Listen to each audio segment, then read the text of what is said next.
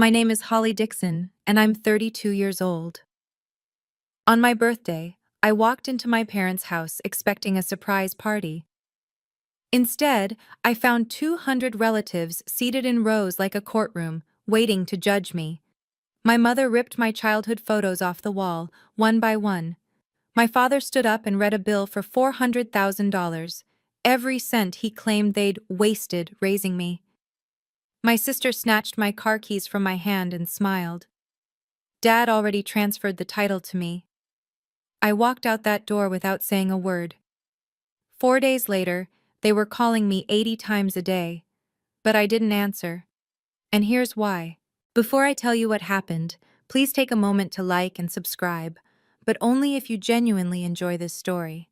Drop a comment telling me where you're watching from and what time it is there. Now let me take you back to where it all began. Growing up in the Dixon family, I learned early that there were two kinds of children: Megan and everyone else. My father, Richard Dixon, built a real estate company from the ground up. He was the kind of man who measured success in square footage and profit margins. My mother, Patricia, had been a teacher before she married him, but she traded lesson plans for dinner parties and social climbing. And then there was Megan, 4 years younger, impossibly pretty, and the undisputed princess of the household. I remember the day I got my full scholarship to the pre-med program. I was 16, standing on that stage, scanning the audience for my parents' faces. They weren't there. Megan had a ballet recital that afternoon. More important, my mother said later, not even looking up from her phone. When I graduated from nursing school at 22, top of my class, my mother's response was a sigh. If only you'd studied business like Megan, your father would finally have someone to take over the company. It didn't matter that Megan dropped out of that business program 2 years later. It didn't matter that I was saving lives in the ICU while she was maxing out credit cards. In my parents' eyes, Megan could do no wrong, and I could do nothing right. My beautiful youngest daughter, my mother would coo at family dinners, stroking Megan's hair. Holly, can't you learn something from your sister? I learned all right. I learned that love in this family came with conditions I could never meet. I learned to shrink myself, to stay quiet, to keep the peace. But there was one person who saw me differently, one person who loved me without conditions, and that person was about to change everything. My grandmother Eleanor was the only person in my family who ever made me feel like I belonged. When I told her I wanted to be a nurse instead of joining my father's company, she took my hands in hers. Her grip was warm, steady. Taking care of people is the most noble work there is, sweetheart. Don't let anyone tell you otherwise. 3 years ago, she was diagnosed with stage 4 cancer. The doctors gave her 18 months, maybe 2 years if she was lucky. My parents talked about hiring a full-time caregiver. Megan suggested a nursing home. It would be easier, she said, filing her nails. I quit my job that week, moved into Grandma's little house on the edge of town, spent the next 3 years measuring out her medications, holding her hand through the bad nights, reading to her when the pain made sleep impossible. Megan visited twice in those 3 years. My parents came once a month, stayed 30 minutes, and always left with some excuse about traffic or dinner reservations. But Grandma and we had something real. She told me stories about my grandfather, about her own dreams when she was young. She taught me that strength wasn't about fighting back. It was about knowing your worth, even when everyone around you forgot it. She passed 6 months ago, quietly in her sleep, with my hand in hers. At the funeral, my mother pulled me aside. Don't act like you sacrificed so much. It's not like she left you anything. I didn't respond. I didn't know yet how wrong she was. But Grandma Eleanor had prepared something my family was already circling like vultures. The first warning sign came exactly 1 week before my birthday. My phone buzzed while I was finishing a double shift at the hospital. Megan's name on the screen. She never called me. Ever. Holly. Her voice was strange, too sweet. Have you gotten any mail from a lawyer lately? Something about Grandma's estate? I frowned at the break room wall. No, why? Just curious. A pause. Listen, I've been talking to Mom and Dad. We want to throw you a surprise birthday party. At the house, the whole family. I almost dropped my coffee. In 32 years, my family had never thrown me a birthday party. Not once. A party? For me? We want to make things right, Holly. After everything with Grandma, we've been distant. It's time to fix that. Something flickered in my chest. Hope, maybe. The desperate, foolish kind. My coworker Danny found me still staring at my phone 10 minutes later. He's been my best friend since nursing school, the brother I never had. When I told him about the call, his expression darkened. Holly. He set down his clipboard. They've never thrown you a birthday party. Why start now? Maybe they feel guilty about Grandma. People don't change overnight. They just get better at hiding their intentions. I waved him off. You're being paranoid. But that night, lying in bed, I couldn't shake his words. The strange emphasis in Megan's voice, the question about the lawyer. Why would she ask about that? I told myself it was nothing. That maybe, finally, my family wanted to be a family. I had no idea what was really waiting for me. 3 days before the party, I ran into Aunt Ruth at the grocery store. Ruth was my mother's younger sister, the black sheep, according to my parents. She talked too much and didn't know her place. In other words, she told the truth, and my mother couldn't stand it. Holly. She grabbed my arm in the produce aisle, glancing around like we were being watched. Do you know about Megan? My stomach tightened. Know what? Ruth pulled me behind a display of watermelons. Her voice dropped to a whisper. She's in trouble. Bad trouble. She and Kyle invested everything in cryptocurrency, some scheme Kyle's friend recommended. And? They lost almost $200,000. They're drowning in debt, to the bank, to friends, to everyone. I felt the ground shift beneath me. Does Dad know? No, he's frantic. He's been trying to find money anywhere he can to bail her out. Ruth's grip tightened on my arm. I shouldn't be telling you this, Holly, but you deserve to know. Your family isn't planning a birthday party. They're planning something else. The fluorescent lights suddenly felt too bright, the cheerful store music too loud. What do you mean, something else? Ruth's eyes met mine. There was pity there, and fear. I don't know exactly, but they've been meeting, all three of them, talking about Grandma's estate, about some house. She released my arm. Be careful, Holly, please. She was gone before I could ask anything else, disappearing around the corner like she'd never been there at all. I stood alone among the watermelons, my heart pounding. What did any of this have to do with me? That night, I checked my mailbox for the first time in 2 weeks. Working night shifts at the hospital meant I often forgot about things like mail. Bills went on autopay. Everything important came through email. The physical mailbox was an afterthought. But Ruth's words echoed in my head. A lawyer, Grandma's estate, some house. The envelope was buried beneath credit card offers and grocery flyers. Cream-colored heavy paper. In the corner, Law Offices of Gerald Whitmore. I tore it open on my front steps, reading by the glow of my phone. Dear Ms. Dixon, we respectfully request your presence at our offices to discuss matters pertaining to the estate of Eleanor Mitchell. Please contact us at your earliest convenience to schedule an appointment. My grandmother's house, the little place where I'd spent 3 years caring for her. I'd assumed it would go to my mother or be divided among the whole family. That's how these things worked, wasn't it? But this letter was addressed only to me. I dialed the number with shaking fingers. A receptionist answered on the third ring. After a brief hold, she offered me an appointment, the day after my birthday. I hung up and sat in the darkness of my apartment, turning the envelope over in my hands. Megan had asked about a lawyer's letter. My parents were planning something about Grandma's estate. And now this. The pieces were there, but I couldn't quite fit them together. I decided to go to the party anyway. Whatever was happening, I needed to see it for myself. But I wouldn't walk in blind, not this time. That letter sat in my mailbox for 2 weeks. 2 weeks that could have changed everything if I had known what it contained. The night before the party, I couldn't sleep. I lay in bed, staring at the ceiling, thinking about all the times I'd swallowed my voice to keep the peace. When I was 20, my father bought Megan a brand new BMW for her 16th birthday. I'd saved for 3 years to afford my used Honda. No one saw anything wrong with this. When I turned 25, 26, 27, my mother forgot my birthday entirely. Megan got weekend spa trips.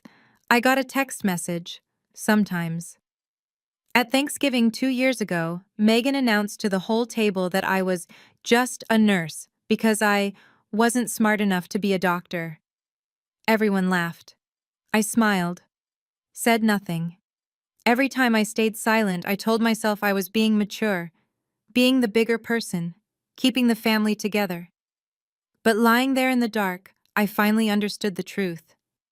Every time I stayed silent to keep the peace, I lost a piece of myself. I thought about what I would lose if I kept this up. More years of being invisible, more holidays spent smiling through insults, more moments of watching my parents light up for Megan and look through me like I wasn't there. I would lose myself entirely, dissolve into the background of my own life until there was nothing left, no more. Whatever happened at that party, whatever my family was planning, I would not let them define me anymore. I would not shrink. I would not disappear. I pulled my grandmother's last letter from my nightstand and read her final words again. Live like you deserve to, sweetheart. I fell asleep with the letter pressed to my chest. I didn't know that promise would be tested in less than 24 hours. I pulled up to my parents' house wearing a navy blue dress, Grandma Eleanor's favorite color. The driveway was packed.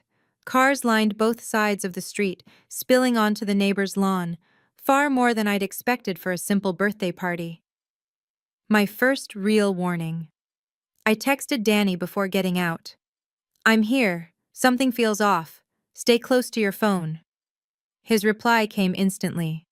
I'm parked 2 blocks away, just in case. Good old Danny. Always prepared for the worst. The front door was unlocked. I stepped inside and froze. The living room had been transformed. Rows of folding chairs stretched across the space, easily 200 of them, all facing a long table at the far end. Like a courtroom, like a trial. Every chair was occupied. I recognized faces from childhood, aunts, uncles, cousins I hadn't seen in years. My parents' business partners, neighbors from the old street. Even people I couldn't name, people who must have been invited just to fill seats. No balloons, no birthday cake, no streamers, just 200 pairs of eyes, all turning to stare at me. Megan appeared at my elbow, her smile too wide, too bright. You made it. Everyone's waiting. Waiting for what? My voice came out steadier than I felt. You'll see. She took my arm and guided me forward. Just go stand by the table. Where's the cake? Later. Megan, what is this? She didn't answer, just kept walking, her manicured nails digging into my sleeve. The crowd parted as we passed. No one said happy birthday. No one smiled. And then I was standing alone in front of that long table, 200 faces staring at me in silence. My father rose from his chair. My father picked up a microphone, the kind they use at weddings for speeches. Thank you all for coming. His voice echoed through the room. Tonight, our family needs to address an important matter. I scanned the crowd, found Aunt Ruth in the back corner, her face pale with dread. For 32 years, my father continued, turning to face me, your mother and I raised you, fed you, clothed you, paid for your education, gave you everything. Dad? My throat was dry. What's going on? Be quiet. I'm not finished. The room was absolutely silent. 200 people, not even breathing. He reached into his jacket and pulled out a thick stack of papers, held them up like evidence at a trial. This is a detailed accounting. Every dollar we spent on you, from the day you were born until you moved out. Food, medical bills, school supplies, birthday presents, everything. He flipped to the last page, running his finger down to the bottom. The total comes to $400,000. A murmur rippled through the crowd, shocked whispers. Someone coughed. $400,000, my father repeated, his eyes locked on mine. That we wasted on a daughter who turned her back on this family. I didn't turn my back on anyone. You have two choices, Holly. He set the papers on the table with a heavy thud. Pay back every cent, or sign away your claim to your grandmother's house. My blood went cold. My claim to what? Don't play dumb. The lawyer sent you a letter. I haven't even read it yet. Doesn't matter. He slid a document across the table. Sign this, give up the house, and we'll forget all about this bill. That's when my mother stood up. My mother walked to the family photo wall. I'd grown up staring at that wall. Generations of Dixons captured in gilded frames. My grandparents' wedding, my parents' honeymoon, Megan's ballet recitals, my graduation, holidays and birthdays stretching back decades. My mother reached up and pulled down the first photo. Me at 5 years old, gap-toothed and grinning. 32 years. Her voice trembled with manufactured grief. 32 years of raising an ungrateful child. She ripped the photo in half. The sound cracked through the silence like a gunshot. I couldn't move, couldn't breathe. She grabbed another frame. My high school graduation. A daughter who only thinks of herself. Rip. My nursing school diploma photo. Who never appreciated anything we gave her. Rip. Then she reached for the photo that made my heart stop. Me and Grandma Eleanor, taken the week before she died. Both of us smiling, her hand in mine. A daughter who manipulated a dying old woman. Rip. The pieces fluttered to the floor like dead leaves. 200 people watched in silence. Not one of them moved. Not one of them objected. Then Megan was there, reaching into my purse. She pulled out my car keys with a triumphant smile. Oh, and this? She dangled them in front of my face. Dad already transferred the title to me. I need it more than you do.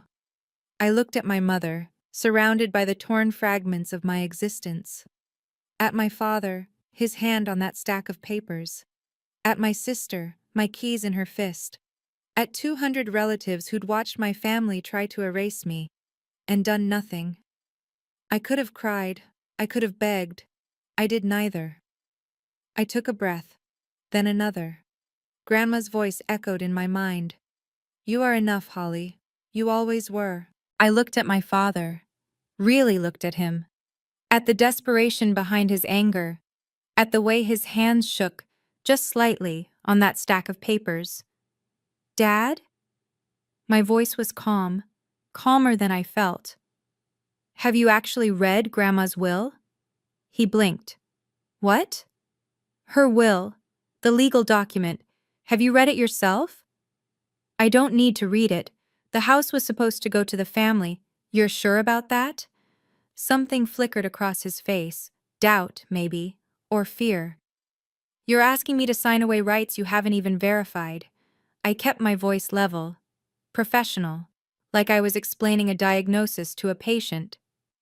That's not how legal documents work. From the back of the room, Aunt Ruth gave me a small nod. I turned to Megan. How much do you owe exactly? Her face went white. What? The crypto investments. Kyle's sure thing. How deep are you? I don't know what you're talking about. I think you do. Whispers erupted through the crowd. Confused glances, people shifting in their seats. My mother stepped forward. This isn't about Megan. This is about you being selfish. No. I held up my hand. This is about you trying to take something that might not be yours, without even bothering to check. Silence.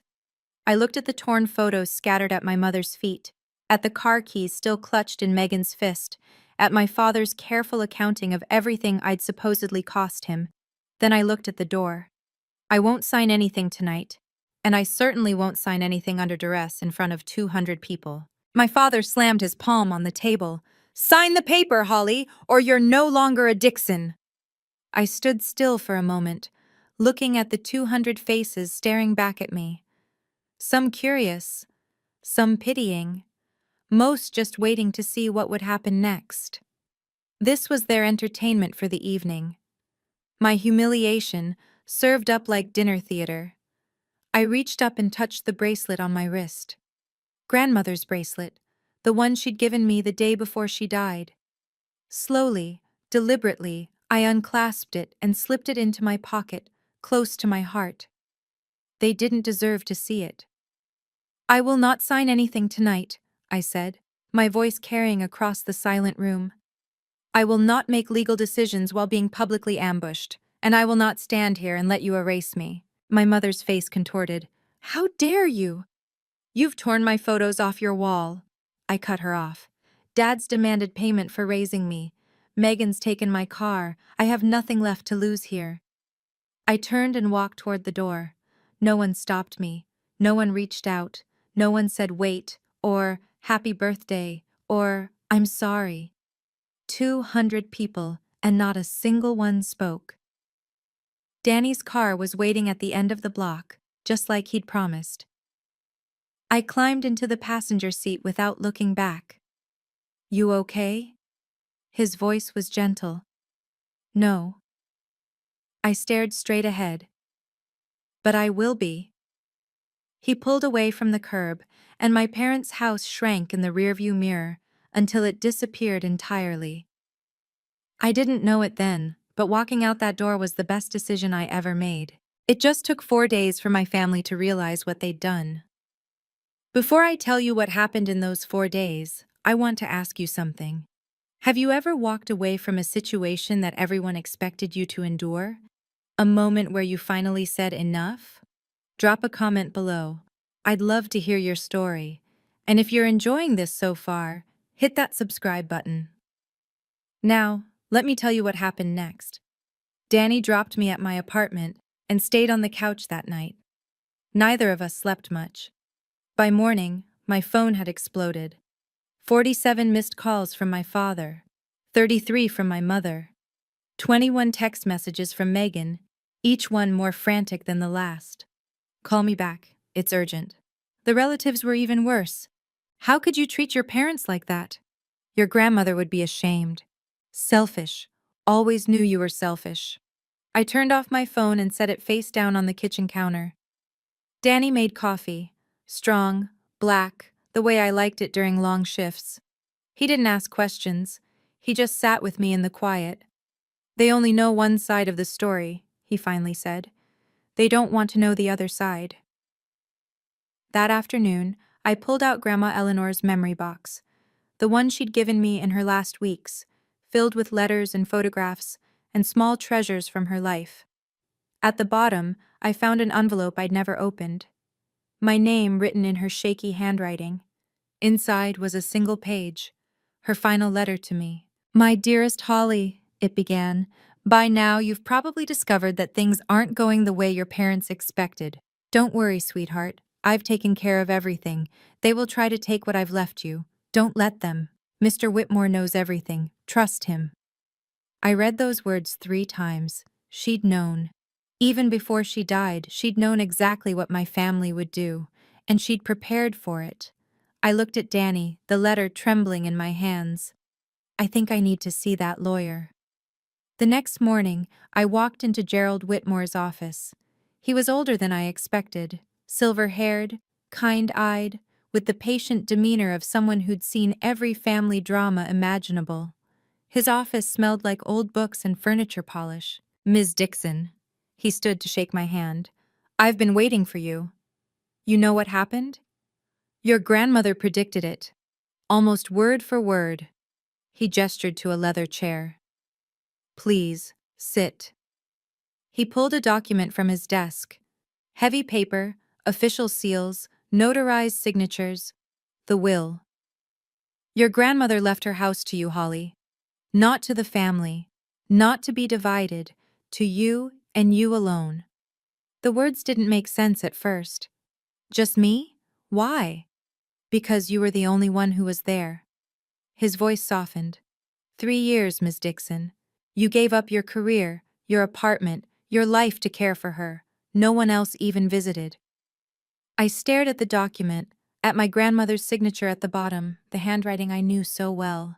The house is valued at approximately $650,000, Whitmore continued. It's yours, free and clear. No one can take it from you. But my father said, your father assumed. Whitmore leaned back. He never actually read the will. He just assumed your grandmother would divide everything equally, the way most people do. She didn't. No, she knew exactly who deserved it. He paused. There's one more thing. A condition your grandmother included. My heart pounded. What kind of condition? If any family member attempts to coerce or threaten you into surrendering your inheritance, they forfeit any claim to her remaining assets. He smiled just slightly. Your grandmother was a very smart woman, but he wasn't finished. The office door opened behind me. I turned to find Aunt Ruth standing in the doorway, her expression soft and sad, and somehow relieved all at once. Hello, sweetheart. Aunt Ruth? I half rose from my chair. What are you doing here? She crossed the room and sat in the chair beside mine. Your grandmother asked me to be here when the time came. Whitmore nodded. Mrs. Mitchell served as a witness when Eleanor drafted this will. She was present for every decision. I looked between them, my mind racing. You knew? This whole time? I knew. Ruth reached over and took my hand. Your grandmother called me 3 years ago, right after you moved in with her. She said, Patricia will never accept this. Holly will need someone in her corner. My eyes burned. Why didn't you tell me? Eleanor made me promise not to. She wanted you to know her love was unconditional, not that you were expecting an inheritance. Ruth squeezed my fingers. She said you were the only one who loved her for herself, not for what she could give you. The rest of the family, Whitmore added, was informed of the will's existence, but not its contents. They assumed they knew. They were wrong. I thought of my mother tearing photos off the wall, my father's $400,000 bill, Megan's triumphant smile as she snatched my keys, all of it based on an assumption, a lie they'd told themselves. Your grandmother's last wish, Ruth said, her voice breaking, was for you to know that you are enough, Holly, you always were. You never needed anyone's permission to matter. I cried then, for the first time since that terrible birthday. But these weren't tears of grief, they were tears of relief. By the second day after my birthday, the calls had become desperate. I turned my phone back on just long enough to count. 62 missed calls from my father, 48 from my mother, and one very long voicemail from Megan, her voice cracking with what might have been panic or might have been rage. Holly, the lawyer called us back. There's been some kind of mistake. You need to call me, right now. I played it for Danny while we sat in my kitchen, drinking coffee that had gone cold. Mistake, he snorted. That's what they're calling it? The texts were even more revealing. From my father, we need to talk, there's been a misunderstanding. From my mother, Holly, please, this isn't what we wanted. From Megan, the lawyer says you're the only heir? That can't be right. Call me. I showed Danny the screen. Funny how misunderstanding is their favorite word when things don't go their way. His expression darkened. They were perfectly clear 2 nights ago. No misunderstanding then. My phone buzzed again. Another text from my father. We're family, Holly. Don't let some legal document come between us. I read it twice. Then I laughed, a hollow, broken sound. Legal documents didn't come between us, Dad, I said to the empty screen. You did, when you read that bill in front of 200 people. Danny reached over and gently took the phone from my hands. You don't have to respond. I know, but part of me wanted to. Part of me wanted to scream every truth I'd swallowed for 32 years. Instead, I turned the phone off again. Some battles aren't won with words. They're one with silence. But silence wasn't going to be enough for my family. On the third day, they came to my door. I was alone this time. Danny had gone back to his apartment, just 2 floors up. I heard the knock, 3 sharp raps, and checked the peephole. My father, my mother, Megan, all 3 of them, standing in my hallway like a delegation. I opened the door but didn't step aside, didn't invite them in. Holly. My father's voice had changed, softer now, almost pleading. We need to talk. So talk. My mother wrung her hands. Sweetheart, the other night, I got carried away. I was upset. You tore my photos off the wall, Mom, in front of 200 people. I didn't mean. You called me ungrateful while you ripped up my graduation picture. Was that an accident too? Silence. Megan pushed forward. Holly, listen. I'm in trouble. Real trouble. If I can't come up with the money, then you'll face the consequences of your own choices. Her face reddened. You don't understand. Kyle and I made bad investments. I know. I leaned against the doorframe. That's not my problem to solve. My father straightened, trying to regain control. That house should belong to the whole family. Your grandmother would have wanted. Grandmother wanted me to have it. My voice was steady. That's why she put my name on the will, not yours. You're being selfish. My mother's grief had curdled into anger. After everything we did for you, you publicly disowned me on my birthday. I met her eyes. You demanded $400,000 for the crime of being born. You watched your other daughter steal my car. I paused. And now you want me to pretend we're family? We are family. That's not how this works. My father's phone rang. He glanced at the screen, and I saw something flicker across his face. Annoyance, maybe, or dread. I have to take this, he answered without stepping away. Barbara, now isn't a good. I could hear her voice through the speaker, loud, angry. Richard, I just got off the phone with Gerald Whitmore. My father's jaw tightened. Barbara. He says Holly is the sole beneficiary, that Eleanor left her everything. Is that true? It's complicated. And he mentioned something else. Something about a coercion clause. If anyone tries to force Holly to give up her inheritance, they lose their own claims. My mother's face went gray. Richard? Barbara's voice carried through the hallway. Tell me you didn't publicly disown your daughter over a house that was never yours to begin with. That's not what happened. I was there. I watched Patricia tear those photos. I watched you read that ridiculous bill. Her voice cracked with disgust. 200 people saw what you did, Richard. And now everyone knows the truth. Barbara, please. The whole family is talking. You tried to humiliate your own daughter into giving up her legal inheritance. And you didn't even bother to check if you had a claim. My father's hand shook. The phone trembled against his ear. No one, Barbara continued, her voice like ice, is on your side. Not after this. She hung up. The 4 of us stood in my doorway, frozen. My mother had gone pale. Megan looked like she might cry. My father stared at his phone as if it had betrayed him. I almost felt sorry for them. Almost. I think, I said quietly, you should leave now. I want to pause here and ask you something. If you were in my shoes, standing in that doorway, watching your family realize what they'd done, would you have forgiven them, or would you have walked away for good?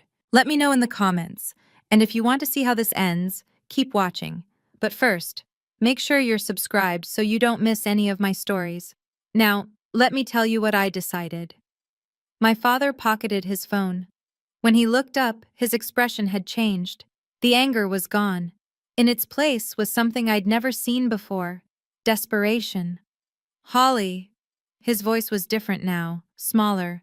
I'm sorry. I was wrong. Can we please talk about this like adults? I studied his face. Are you sorry because you were wrong, or because everyone found out? He didn't answer. That's what I thought. My mother pushed past him, tears streaming down her face. Holly, please. Megan needs help. She's your sister. If she loses everything, then she loses everything. I kept my voice calm, steady, like explaining to a patient why we couldn't give them the medication they wanted. She's a grown woman, Mom. She made her own choices. You heartless. Megan stepped forward, fists clenched. I'm your sister. And you took my car keys out of my hand while our mother destroyed my childhood photos. I didn't flinch. You don't get to play the family card after that. My father tried again. The house belongs with the family. That's what your grandmother would have wanted. Grandmother wanted me to have it. She put it in writing. She hired a lawyer. She made a witness sign. I straightened my shoulders. That's not an opinion, Dad. That's a legal fact. So you're just going to keep it, all of it? I'm going to honor grandmother's wishes, exactly as she specified. He stared at me for a long moment. Then something in him seemed to break. Fine. His voice was cold again, defeated. Don't come crying to us when you realize what you've thrown away. I won't. I stepped back and put my hand on the door. I'm not abandoning family, Dad. I'm just done being treated like I don't exist. I closed the door in their faces. The fourth day, I returned to Mr. Whitmore's office. Sunlight streamed through his windows, catching dust motes in the air. Everything felt calmer now, clearer. I've made my decision, I said, settling into the leather chair. I want to keep the house, but I don't want to sell it. Whitmore nodded, pulling out a fresh stack of documents. What would you like to do with it? Grandmother always said she wanted it to be a peaceful place, somewhere quiet, safe. I paused, remembering our conversations on her porch. I'll keep it exactly as she left it. Live in it. Take care of it. A fitting tribute. I signed the ownership transfer papers with a steady hand. Each signature felt like a small victory. There's one more matter, Whitmore said, sliding another document across the desk. Regarding the vehicle. I'd almost forgotten. The car Megan took. Your father had no legal authority to transfer the title. The vehicle was registered in your name, purchased with your funds. The transfer was invalid. What does that mean? It means we can file a complaint. Have the registration corrected. He leaned back. Essentially, get your car back. For the first time in days, I almost smiled. Let's do that. As I signed the last paper, I looked up. Mr. Whitmore, did my grandmother ever say anything about my family? Before she died? He was quiet for a moment. Then, she said, they won't understand, but Holly will, and that's enough. My eyes stung. She really knew them, didn't she? She knew all of you. He smiled gently. That's why she made the choices she did. I left his office with the deed in my hands and peace in my heart. The hard part was over. The healing was just beginning. Within a week, the fallout had spread far beyond my doorway. The 200 people who'd watched my public humiliation had started talking. And talking. And talking. News travels fast in families. It travels even faster when there's scandal involved. I heard about it from Aunt Ruth, who called me every few days now. Your parents' friends are distancing themselves, she told me over the phone. The Hendersons canceled their standing dinner date. The Watsons stopped returning calls. I didn't ask for that. You didn't have to. People saw what they did, Holly. They drew their own conclusions. Worse came from the business world. My father's real estate company depended on reputation, on trust, on the image of a solid family man making solid deals. One of his biggest clients, a developer named Martinez who'd worked with him for 15 years, pulled out of a $50,000 contract. I heard what happened at your daughter's birthday party, Martinez reportedly said. I don't do business with people who treat family that way. My mother's social circles crumbled just as quickly. She'd been a member of the same charity board for 20 years. They quietly removed her from the committee. We need members who align with our values, the chair told her. I didn't feel triumphant hearing any of this, just tired and sad. They did this to themselves, Danny said when I told him. You didn't post anything online. You didn't tell anyone. They were the ones who invited 200 witnesses. He was right. The truth has a way of speaking for itself. I didn't need to say a word. My silence was louder than anything I could have said. But while my parents dealt with their social consequences, Megan was facing something much worse. A month later, Aunt Ruth brought me the news about Megan. We were sitting on my apartment balcony, drinking tea in the autumn sunlight. Ruth had become a regular presence in my life now, the family connection I'd always wished I'd had. Megan had to sell her house, Ruth said quietly. I set down my cup. Sell it? She and Kyle couldn't make the payments anymore. The crypto debt caught up with them. Ruth sighed. They've moved back in with your parents. I tried to feel satisfaction, vindication. Instead, I just felt hollow. Your mother blames everyone but herself, of course. Ruth stirred her tea absently. The economy, the market, you, mostly. Me? If only Holly had shared the inheritance, none of this would have happened. Ruth mimicked my mother's voice with bitter accuracy. That's the story she's telling anyone who'll listen. The inheritance wouldn't have covered Megan's debts anyway. I know that. You know that. Patricia will never admit it. I watched a bird land on the balcony railing. Grandmother had loved birds. She used to leave seed out for them every morning. Do you regret it? Ruth asked after a moment. Any of it? I thought carefully before answering. I regret that they never saw me as part of the family, that nothing I did was ever enough. I paused. But I don't regret standing up for myself. Not anymore. Ruth reached over and squeezed my hand. Eleanor would be so proud of you. I hope so. We sat in comfortable silence, watching the sun sink lower. Megan's debt was never my responsibility, but somehow, my family had made me feel like it was. For 32 years, I'd carried guilt that didn't belong to me. Not anymore. 2 weeks later, I got my car back.